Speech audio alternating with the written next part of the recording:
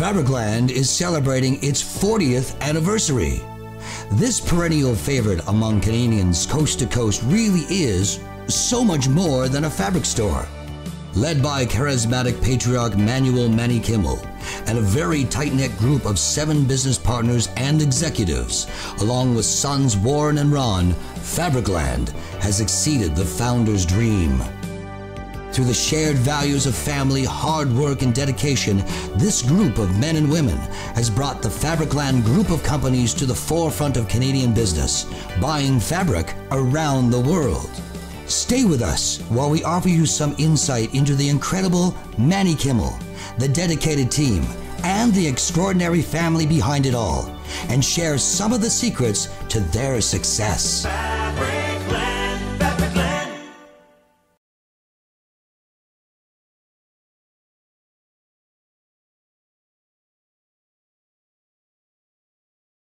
The reality is, when we first started, it was a small venture. My father thought it was a 5 or 10 year deal. After looking back and saying, Dad, we've been here for like 10 or 20 years. We have employees for 25 years. We now have plaques for, quarter-century employees. We have awards for $1 million store. We have all these things that were put in only because we felt this would be a positive thing for the future.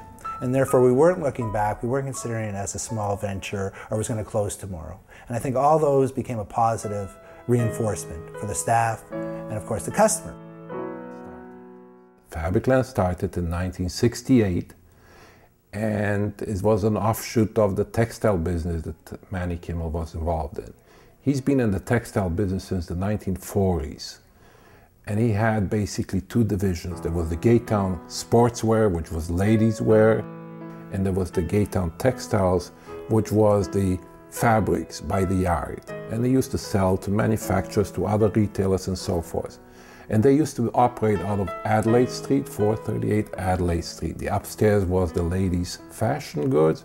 The basement was the textile, the piece goods.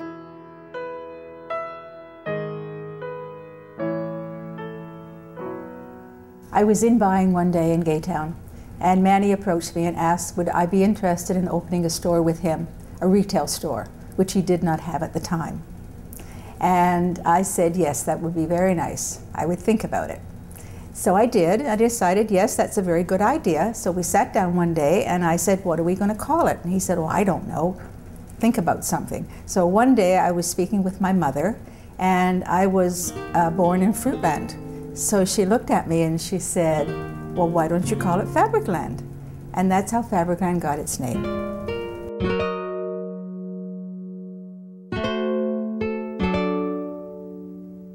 Fabricland was at the right place at the right moment of time and had the expertise to gamble, to take a chance.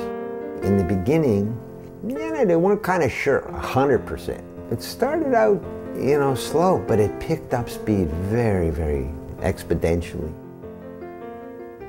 Fabricland's success had a lot to do with its expansion. So whereas we started in Toronto, and my father was very happy about being in Toronto, he wasn't very happy about being outside of Toronto. So what we were able to do is we opened up from really all through Ontario, then all of Western Canada.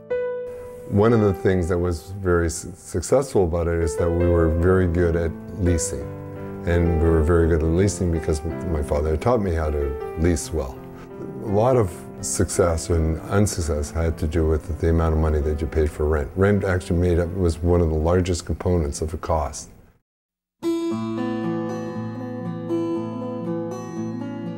I would get phone calls, either from Manny or from Warren or someone else in the organization, with a little bit of direction.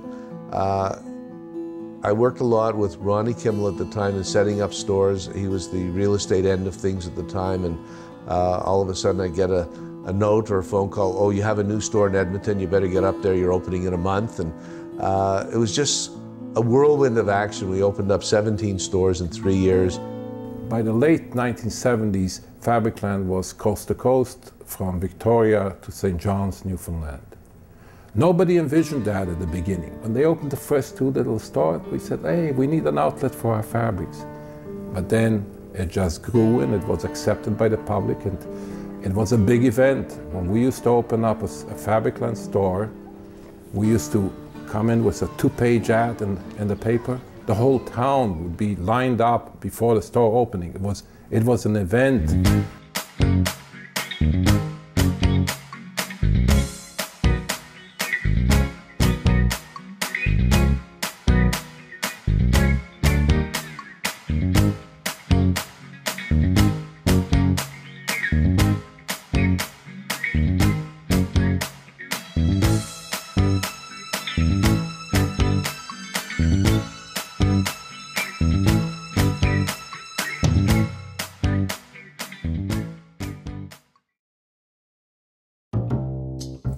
My first impression of Manny Kimmel was handsome, tall, slim, with a phenomenal smile and a twinkle in his eye.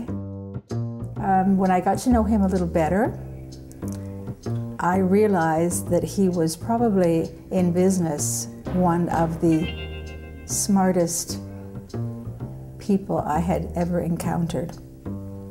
He knew just how to set up the stage so he got what he wanted at the price he wanted it. The first thing you notice about Mr. Kimmel is always his smile. I rarely see him without a smile.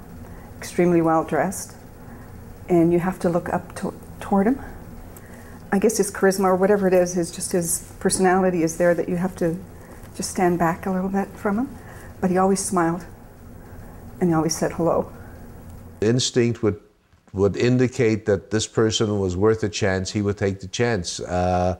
He had a great instinct for picking people in various parts of the organization, be it partners or management team and so on. And to his credit, very few people have left the organization in senior positions. I mean, they stay. There's a sense of loyalty and a sense of confidence in having a strong leader.